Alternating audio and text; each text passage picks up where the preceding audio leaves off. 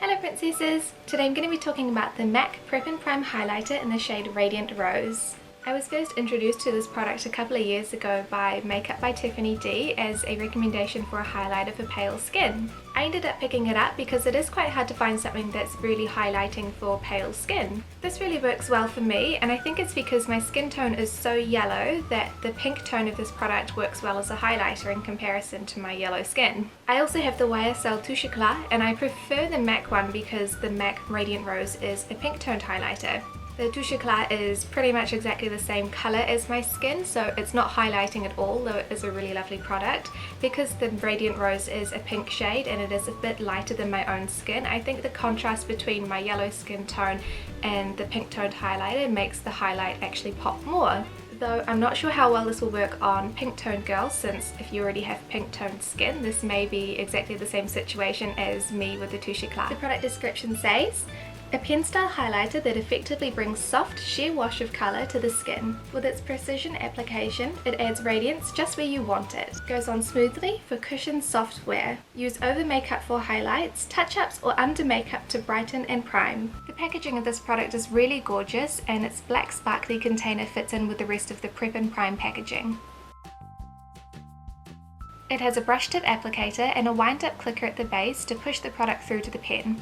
I find this a little unhygienic if you're planning to use it over blemishes. I would suggest putting the product onto your finger first rather than contaminating the brush. Otherwise, it works really well to apply the product directly to your skin. The Radiant Rose shade is a pink toned highlighter. This works really well for me as my skin is yellow toned. The pink makes the highlighter pop way more.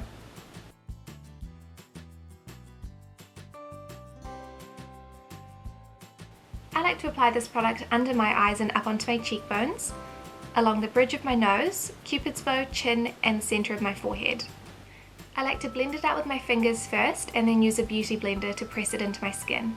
I find the beauty blender step really important for me because otherwise it gets quite cakey underneath my eyes.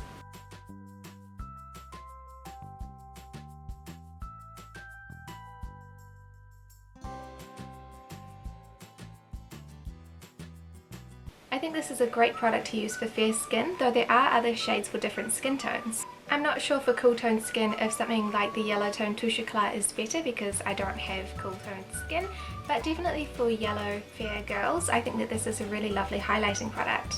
It gives such a lovely natural radiance. When I say highlighting, I mean I don't mean hugely like white triangles underneath your eyes like you will sometimes see when people do really extreme contouring, but just a really nice, subtle highlight for fair skin. It just helps you add a little bit of depth to your skin without going hardcore on the bronzing and contouring. So for this product, I really love that it comes in a great shade for fair skin and it's really easy to apply and blend out. It also makes my skin look really smooth and radiant, and it doesn't crease too badly underneath my eyes when I use it alone. However, I don't love that if I use it over the top of a heavy foundation, it makes my eyes crease really badly. I'm not sure why, it's just in conjunction with the heavy foundation, it just looks awful. It can get a little cakey if you really go to town underneath your eyes, and the brush pen is a little bit unhygienic if you're going to use it on blemishes. But I really enjoy using this product. I think it's such a small step to include, and it just makes my skin look much younger and more radiant. I actually can't remember how much I purchased this for. I think it was maybe about 40 or 50 New Zealand dollars. I do remember that it was less expensive than the YSL Touche Éclat, but it's still a bit more expensive of a product than I would usually purchase. But I really can't find anything that is that comparable that is a lower price point.